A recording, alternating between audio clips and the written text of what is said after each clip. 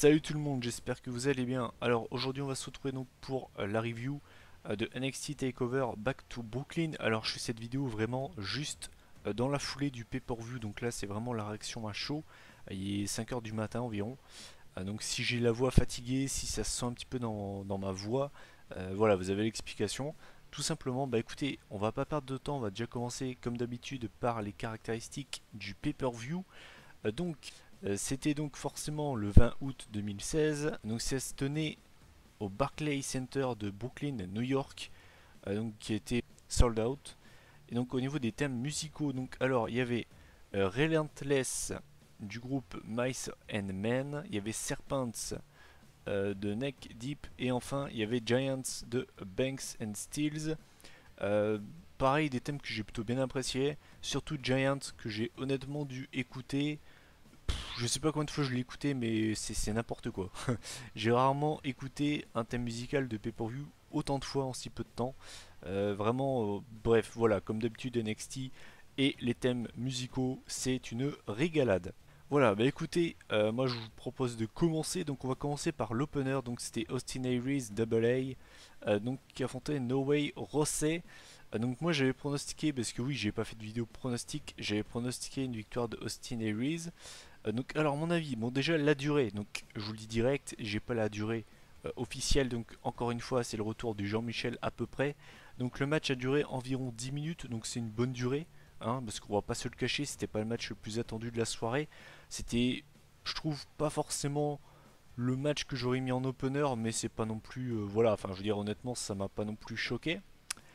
Donc alors mon avis c'est que ben, le petit Noah Rossé qui fait le rigolo chaque semaine à NXT, bah, il s'est plutôt bien défendu sur ce match, il a fait des bonnes prises, il n'a pas été ridicule face à Austin Aries, loin de là. Donc j'ai trouvé que c'était un bon petit match pour lancer le show. Après honnêtement c'est pas le meilleur match de la soirée, on va pas se le cacher. Mais c'était pas mauvais. Je vais pas rester très longtemps sur ce match. Je pense que la review va pas être très très longue puisque bah, de 1 je suis crevé. Bah, et puis de 2 voilà, j'ai pas envie de faire une review trop longue. Donc voilà, j'ai trouvé que c'était un bon petit match pour lancer le show. Après il y avait rien d'exceptionnel. Donc j'ai noté que c'était une victoire de Austin Aries qui donc lui avait porté un Sunset Flip Powerbomb enchaîné de sa prise de soumission, qu'il appelle le Last Chancery. Donc voilà, c'était un bon match pour lancer le show. Après, il n'y avait rien d'exceptionnel. Victoire logique d'Austin Aries qui pour moi en avait vraiment besoin. Je pense que vous ne serez pas choqués si je vous dis que pour moi Austin Aries depuis ses débuts à NXT, il n'a pas fait un énorme impact, il n'a pas eu un énorme impact par rapport au nom. Parce que voilà, Austin Aries, c'était une star du circuit indépendant, à la TNA, à la ROH, il a fait ses preuves. Je veux dire, c'était vraiment une énorme star sur le circuit indépendant, et on va pas se le cacher. Depuis qu'il arrive à NXT, il a pas fait grand chose. Il a battu Baron Corbin en pay-per-view, il a perdu contre Nakamura, mais ça s'arrête là, et c'est vrai qu'il a pas, pour l'instant, pour moi, il n'a pas eu la mise en avant qu'il aurait mérité. Et cette victoire contre No Way José, pour moi, a été vraiment importante pour lui parce que si jamais il perdait contre No Way José, honnêtement, ça me l'aurait mis déjà mal pour lui. J'aurais été dégoûté et puis bah surtout, paye ta crédibilité honnêtement, hein. Donc voilà, mais c'était un bon match pour lancer le show. J'ai mis 7 sur 10, donc c'est plutôt pas mal. Et donc juste après le match, en fait il y a Austin Aries plutôt qui continuait d'attaquer No Way José. Et là, on a Hideo Itami qui a fait une apparition, donc on va dire un petit peu pour venir sauver No Way José. Et finalement, Hideo Itami a pris le dessus sur Austin Aries et lui a apporté une prise bien connue des fans de catch, le GTS Go to Sleep. Forcément, la foule a explosé puisque c'était sa prise de finition au Japon. Ils avaient déjà plusieurs fois teasé le fait de la porter. Finalement, à chaque fois, c'était soit fait contrer ou autre. Et ben là, ça y est, il a enfin porté le JTS. Donc, étant fan de punk, bah, ça me fait plaisir de revoir cette prise à la WWE. Mais voilà, donc vraiment, on commence très fort ce pay-per-view. Ensuite, le deuxième match de la soirée, c'était un match qui était attendu puisque c'était le début de Ember Moon. Donc face à Billy Kay. Donc alors forcément c'était un match pareil. Alors là j'avais pronostiqué comme je pense tout le monde une victoire d'Ember Moon. Pas de surprise, donc victoire d'Ember Moon. Le match n'a pas été long, il a duré environ 4 minutes. C'était un squash, on va pas se le cacher. Enfin, c'était un squash oui et non, puisque honnêtement, la Billy Kay, elle a pas été dégueulasse. Enfin, je veux dire honnêtement, elle a tenu tête à Ember Moon. C'est même elle qui a à la limite dominé le match. Euh, j'ai trouvé qu'elle avait fait des choses quand même beaucoup plus sympas que ce que j'avais vu d'elle en weekly d'NXT. C'est vrai qu'honnêtement, Billie Kay, je la trouvais vraiment pas terrible. Sur le peu que j'en ai vu de ce match, franchement, elle a fait mieux, c'est clair. Après, comme je me suis dit, c'est ce que je me disais aussi de Baron Corbin, donc j'attends de voir Billie Kay sur des matchs plus longs, d'une dizaine de minutes, pour voir vraiment ce qu'elle vaut. Note à part, Ember Moon, donc, qui s'appelait je crois Athena sur le circuit indépendant, je connaissais absolument pas, j'ai pas cherché à aller voir des matchs d'elle pour vraiment être surpris. Et honnêtement, je l'ai vraiment trouvé très très cool dans un ring. Et je pense que je vais très très vite accrocher avec elle. Note à part, donc c'était un bon petit match honnêtement. Bon, forcément, j'ai pas mis une note exceptionnelle puisque le match a été pas très long comme je l'ai dit plus tôt. Donc j'ai noté que il y avait eu une très très belle prise de finition de la part d'Ember Moon qui donc en fait a fait un genre de stunner mais en sautant de la troisième corde. Enfin, c'était vraiment très très cool. C'est un très très bon finisher féminin. C'est vrai que des fois les finishers féminins c'est pas ça, mais honnêtement celui-là il est très très impressionnant et si elle arrive à le porter sans botcher à chaque fois, ce sera une véritable régalade. Note à part, donc j'ai mis 5,5 sur 10, donc c'est pas très très haut comme note, malheureusement par rapport à la durée du match. Mais le match en lui-même était vraiment vraiment cool. Malheureusement, comme je l'ai dit, il n'a pas été assez long. C'est bien dommage. Et alors, note à part, donc ça n'a rien à voir avec le match. C'est vrai que par rapport à la promo de ce que j'avais vu hein, par rapport à Ember Moon, par rapport en fait aux vignettes qu'on a vu d'elle pour ses débuts NXT, qui nous teasaient ses débuts, je m'attendais pas à ça. C'est-à-dire que en fait Ember Moon, je pensais que ça allait être un petit peu une Asuka. C'est-à-dire que Ember Moon, elle arrivait, elle a salué le public, enfin voilà. Moi je pensais vraiment qu'elle allait arriver avec une gimmick, alors en étant face, mais en étant comme Asuka, c'est-à-dire sans vraiment calculer le public, en étant vraiment très mystérieuse, très mystique. Et c'est vrai que j'étais un petit peu déçu par rapport à ça, je m'attendais vraiment à avoir une catcheuse badass qui aurait pu tenir tête à Asuka de ce côté-là. Et c'est dommage. Après, je n'enlève absolument rien de ce que j'ai vu d'elle dans le ring, mais c'est vrai que j'étais un petit peu déçu par rapport à la gimmick, mais bon, ça, j'attendrai de voir ce que ça va donner dans les prochaines semaines. Note à part, voilà donc début réussi pour Ember Moon. Ensuite, on arrive au troisième match de la soirée, et là aussi c'était très très attendu. C'était les débuts de Glorious Bobby Roode contre Andrade Cien Almas. Donc le match a duré 10 minutes. Donc encore une fois, c'est une bonne durée. S'il n'y avait pas de titre en jeu, donc durée bien. A noter l'excellente entrée qui était forcément très attendue de Bobby Roode, qui s'est pris une énorme pop, hein, indescriptible. Et puis surtout, il a eu une entrée tout simplement géniale. Donc alors, écoutez, c'était un bon match, honnêtement.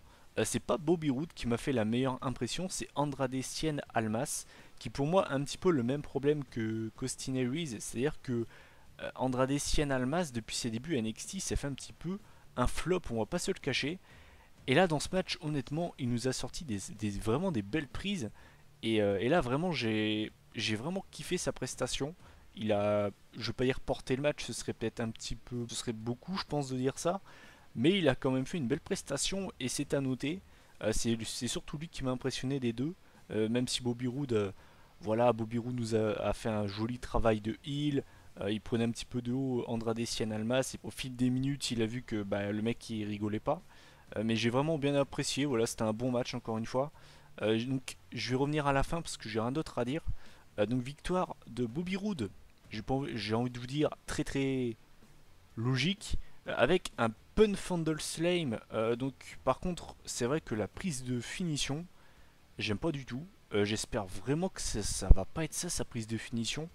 Parce que honnêtement, d'ailleurs c'est même Adam Blampied de What Culture Wrestling qui l'a lui aussi notifié sur Twitter. Lui aussi n'a pas compris. Enfin c'est vrai que honnêtement, j'espère qu'il aura mieux que ça. Parce que un catcheur qui se nomme Glorious, il mérite mieux que ça comme prise de finition. Parce qu'un pun Fondle Slam, il n'y a rien d'exceptionnel et il n'y a surtout rien de glorieux quoi. Donc j'espère que ce sera vraiment pas sa prise de finition. Mais note à part, c'était un bon petit match entre les deux. J'ai mis 7,5 sur 10 et encore une fois il faut le souligner, mais vraiment une belle prestation d'Andrade Cien Almas. Ensuite on se retrouve avec un match que j'attendais énormément, donc c'était pour les NXT Tag Team Championship. Donc on avait les champions du Revival qui défendaient leur titre face à Tommaso Ciampa et Johnny Gargano, une équipe que j'aime beaucoup, qui pour moi dans la hiérarchie de mes équipes préférées se classe juste derrière mes American Alpha. Donc pour vous dire, donc je les aime vraiment beaucoup. J'aime beaucoup l'alchimie des deux catcheurs. Enfin, ça se voit que c'est vraiment des gens qui s'entendent bien dans la vie et qui, ça se voit de toute façon dans un ring. Je veux dire, le ring, ça ne ment pas. Donc, alors le match a duré 20 minutes environ. Encore une fois, je le répète, c'est le deuxième match le plus long de la soirée, derrière le main event. Donc, c'est encore très très bien. Comme on dit les Young Bucks sur Twitter, les tag teams, les équipes sont enfin mises en avant dans un grand événement. Et là, c'est vrai, bah, honnêtement, vraiment un très très bon match. On a eu du The Revival qui nous ont fait du revival, c'est-à-dire du travail à l'ancienne, c'est-à-dire du travail à deux sur Ciampa pendant une grosse partie du match. Beaucoup de roublardise, beaucoup de travail, on va dire, pupute de la part de The Revival, mais de toute façon, j'ai envie de vous dire, c'est leur marque de fabrique. Ce côté old school, je sais que ça fait plaisir à beaucoup de fans. Moi, personnellement, je suis pas un gros fan de The Revival, même si, je le sais, ils font un très bon travail, ils sont très très bons dans ce qu'ils font, ça, il n'y a pas à dire. Et en plus de ça, à la fin du match, on a envie de leur mettre des tartes, on a envie de les gifler, tellement ils font bien leur travail, preuve qu'ils font vraiment bien ce qu'ils font. J'ai vraiment bien aimé. Alors la première partie, on va dire, où c'est vraiment du travail à 2v1, j'ai un petit peu moins apprécié. Et une fois que Johnny Gargano est rentré dans le ring, quand Ciampa a enfin réussi à faire le tag, c'était vraiment une régalade. C'était near fall sur near fall, c'était contre sur contre. On y a cru plusieurs fois que c'était fini. À un moment, on a également eu la prise de finition, donc on a eu le coup de genou et le coup de pied, pas le kick, de Gargano et Ciampa sur Dash Wilder. Et finalement, on a Scott Dawson qui a mis les pieds de Wilder dans les cordes. Donc finalement, l'arbitre n'a pas pu valider la fin du match. Et donc finalement, on a quand même une victoire de The Revival qui porte, donc je crois que c'est Wilder qui porte une prise de soumission sur la jambe de Gargano. Et Gargano, on voyait qu'il cherchait Ciampa, mais Ciampa s'était fait balancer dans le poteau plus tôt, enfin juste avant en fait par Dawson. Donc finalement Gargano qui est obligé d'abandonner, donc conservation de titre de The Revival. Encore une fois extrêmement déçu, je voulais vraiment que Ciampa et Gargano remportent les titres. Honnêtement voilà, je veux dire honnêtement ce match était excellent quoi. Je veux dire honnêtement ils ont mis la barre très très haute et j'espère que le New Day et Gallows et Anderson arriveront à faire un match aussi bon, mais ça s'annonce quand même très compliqué. Donc le match a duré 20 minutes et j'ai mis 9 sur 10 pour moi. C'est le meilleur match de la soirée. J'ai été du début à la fin dans le match, j'ai été captivé. Ensuite, on arrive à l'avant-dernier match de la soirée. Donc c'était pour le NXT Women's Championship. Donc on avait Asuka face à Bayley. Donc c'était la revanche de NXT TakeOver Dallas. Donc alors le match a duré 14 minutes. Donc encore une fois, c'est une bonne durée pour un match féminin. Donc alors, fini la Bayley qui va voir le public, qui fait des hugs. Là c'était vraiment une Bayley en mode warrior. Fini la petite fifille qui fait des hugs. Là elle était vraiment concentrée, elle était à 2000% dans son match. C'est vrai que ça fait bizarre de la voir comme ça, mais au moins ça la rend déjà plus crédible. Donc alors, j'étais presque certain qu'Asuka allait conserver son titre, puisque Bayley est annoncé pour faire ses débuts dans le main roster en septembre, donc ça me paraissait logique.